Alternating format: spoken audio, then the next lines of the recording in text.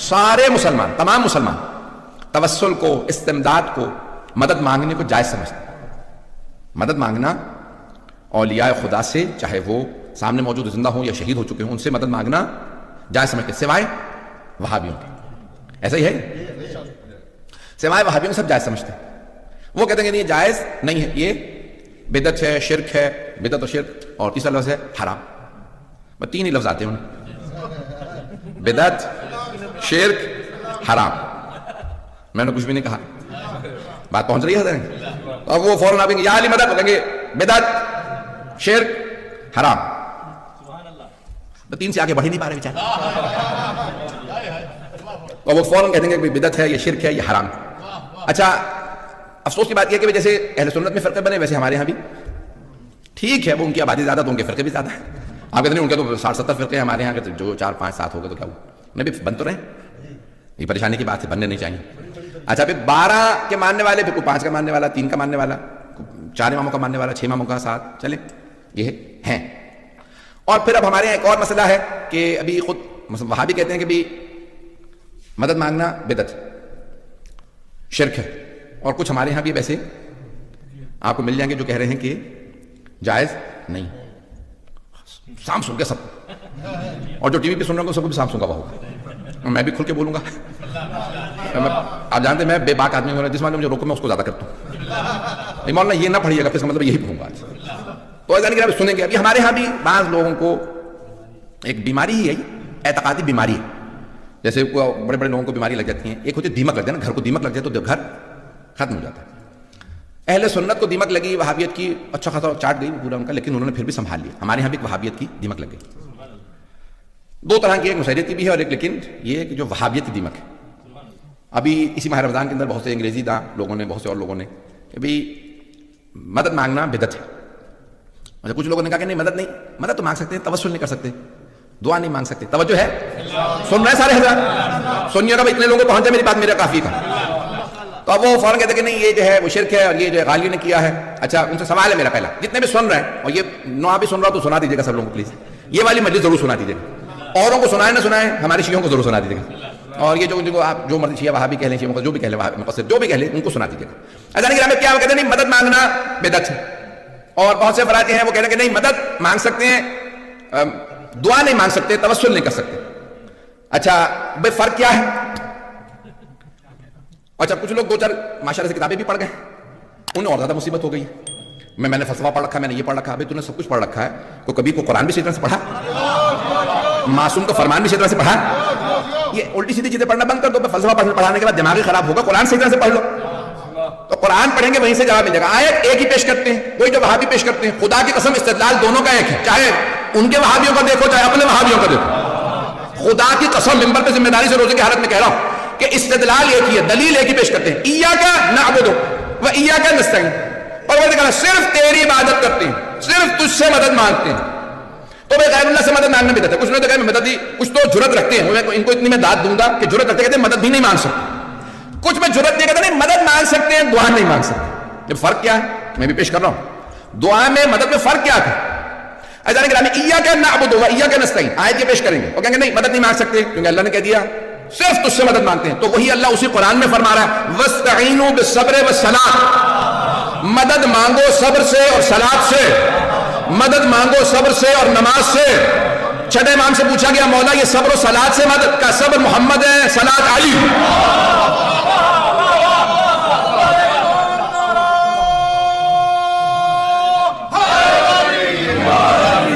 توجہ رہے گی میرے ساتھ؟ تو معصوم نے فرمایا کہ صبر رسول خدا ہے اور صلاۃ علی مرتضیٰ ہے، دونوں سے مدد مانگو۔ روایات بہت زیادہ ہیں اور بہت سے برادران آج سارا دن میرے ساتھ رابطے کے اندر رہے ہیں، بہت سی روایات مختلف انہوں نے بھی مدد کی ہے، لیکن میں سب چیزیں نہیں پیش کر پاؤں گا وقت کی وجہ سے۔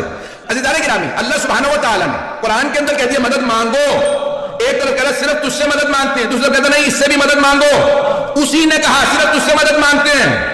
یہ پھر آیا قرآن میں تضاد ہے؟ نہیں، عقلوں میں تضاد ہے۔ جب اہل بیت کو چھوڑو گے قرآن سمجھ میں نہیں آئے گا، ان سے پوچھو قرآن کیسے حل کرنا، اگر چلیے گا تو قرآن اہل بیت بتائیں گے، تضاد نہیں ہے قرآن کے اندر کہیں پہ بھی، یہ اللہ بتائے گا۔ ہاں مجھ سے مدد مانگو، صرف مجھ سے ہی مدد مانگو، اور جس سے میں کہوں اس سے مدد مانگو، خود نہ بناؤ مجھے اس سے مدد چاہیے، اس سے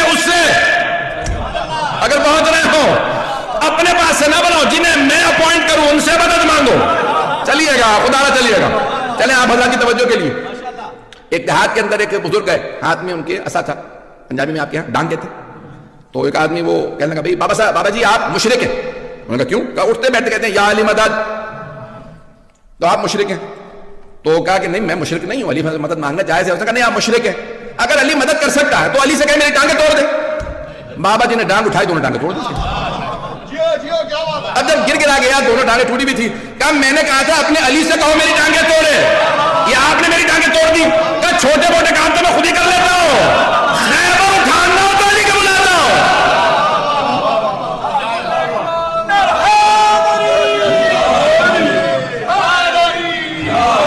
توجہ ہے ذرا گرام، کہا چھوٹے موٹے کام میں خود کر لیتا ہوں، خیبر کے لیے علی کو بلاتا ہوں. توجہ، ہمارے بہت بڑے عالم دین بہت بزرگ ہیں، میں بھی ان کے دس میں جاتا رہا ہوں، اب بہت بزرگ ہو چکے ہیں. آغا محسن کراچی اور اسلام آغا محسن تو کہنے کہ میں حج پہ تھا یا عمرے پہ، تو جیسے اب امام باقا میں جائیں گے شیعہ جو بھی ہوگا آنے لگے گا. جنت البقیع میں تھے، متوے نے کہا تبلیغ نہیں کر سکتے. کہا میں تبلیغ نہیں کر رہا ہوں، میں تو کھڑا ہوں. کہا نہیں سب لوگ آنے کا، میں کچھ کہہ ہی نہیں رہا ہوں، لوگ آ رہے ہیں تو میں کیا کروں. کہنے کہ میرا قلم نظر آ رہا تھا، اس نے پین نکالا زمین پہ پھینکا. کہا ذرا بلا اپنے امام کو کہ تجھے پین دے دے، یہ مدد نہیں کر سکتے، تم یہاں تبلیغ کر رہے ہو. کہا اگر تیری منطق کو تیری دلیل کو مان لوں نا کہ امام یہ قلم اٹھا کے نہیں دے سکتے تو مدد نہیں کر سکتے، تو ذرا اللہ سے قلم اٹھا کے دے دے. نہیں ہے مجمع، تمہیں لوگ ہیں یا نہیں، ذرا تو اللہ سے قلم اٹھا کے تجھے دے دے. اب بالکل مبہوت پریشان، چہرہ بالکل اترا ہوا بجھایا ہوا تھا کہ کیا مطلب یہ دلیل، تو میں خود بھی پریشان ہو گیا. کہ منحوس انسان ان کے لیے نہیں بنے کہ قلم اٹھا کے دے. کوئی بڑا کام ہو جہاں اللہ سے کہنا ہو یہ مدد کرتے ہیں، جہاں جس کی سفارش لگتی ہے اس کی سفارش کہا جاتا ہے. سمجھے ہے میرے ساتھ؟ چلیے گا، اگر تھوڑا سا وقت زیادہ لوں گا میرے ساتھ رہیے. میں نے دوسرا مسئلہ بھی پیش کرنا تھا، بہت امپورٹنٹ ہے میرے لیے، مجھے کل پورا پڑھنا پڑے گا، میں پریشان ہوں کیونکہ میں مکمل نہیں کر پا رہا ہوں. عزیزان کرام، جناب امیر علیہ السلام سے مدد مانگ سکتے ہیں یا نہیں مانگ سکتے؟ بہت سے کہتے ہیں نہیں مدد تو یعنی مدد تو ہم نے نہیں کہا، دعا نہیں مانگ سکتے. تو مدد کیا ہے؟ مدد دعا ہی کی تو قسموں میں سے قسم ہے. میں پریشان ہوں یا علی مدد، پریشانی دور کر دے، تو یہ دعا نہیں تو اور کیا ہے؟ نہیں ہے مجمع، نہیں ہے. لوگ بیمار ہوں یا علی مدد، بیماری دور کر دے، یہ دعا نہیں تو اور کیا ہے؟ بھئی یہ فلسفہ پر پڑھا کے لوگوں کو کنفیوز نہ کرو.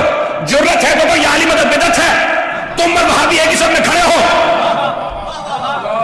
سارے مسلمان بما سنیوں کے سب مانتے ہیں یا محمد مدد کہنا جائز یا علی مدد کہنا جائز. اوائل المقالات میں شیخ مفید نے لکھا اگر کوئی شیعہ ہے تو ان بزرگ علماء کو جو انکار کر دے وہ شیعہ نہیں. یہ جتنے بڑے بڑے بزرگ علماء، شیخ صدوق، شیخ مفید، سید مرتضی، شیخ طوسی، ان تمام نے لکھا یہ شیعہ مذہب ہے. اوائل المقالات میں شیخ مفید فرما گئے ائمہ کی قبروں پہ جانا، مدد مانگنا، دعائیں مانگنا یہ شیعہ مذہب ہے. کسی شیعہ عالم نے اس کی مخالفت نہیں کی سوائے مقصروں کے. انہوں نے لکھا، لفظ مقصر انہوں نے استعمال کیا. اب سمجھ میں آیا یہ کہاں سے آیا ہے؟ اذان کرام، یہ شیعہ عقیدہ ہے کہ آپ زری پہ جاتے ہیں، بڑے بڑے علماء جاتے ہیں، وہیں پہ دعا مانگتے ہیں. پتہ نہیں لوگ ہیں یا نہیں. تو فرق کیا ہے پھر اوروں میں اور ہم میں؟ کہ بھئی ہندوؤں میں پھر کیا فرق رہا؟ ٹی وی پہ ایک صاحب مجھ سے پوچھ رہے تھے کہ بھئی ہندوؤں میں پھر کیا فرق رہا؟ وہ بھی مانگتے ہیں ہم بھی مانگتے ہیں، تو بڑا فرق ہے. وہ خود بت بنا لیتے ہیں اور کہتے ہیں پروردگارا ہاں اولائے، یہ قرآن کی آیت ہے، تم بت پرستوں ہے میرے حبیب، اگر آپ بت پرستوں سے پوچھیں گے نا کہ یہ کیا ہے تو یہ نہیں کہیں گے ہمارے خدا ہیں. ہاں اولائے شفاعنا الی اللہ، یہ اللہ تک پہنچنے کے ہمارے شفیع ہیں، یہ سفارش کرتے ہیں. نہیں ہے مجمع. ایک بات واضح ہو گئی، وسیلے کو سب مانتے ہیں، مومن بھی مشرک بھی، لیکن فرق ہے کچھ خود ساختہ وسیلوں کو مانتے ہیں، کچھ خدا ساختہ وسیلوں کو مانتے ہیں. نہیں پہنچا سکا. کچھ خود ہی بنا لیتے کہ پروردگارا تو اسے مان لے،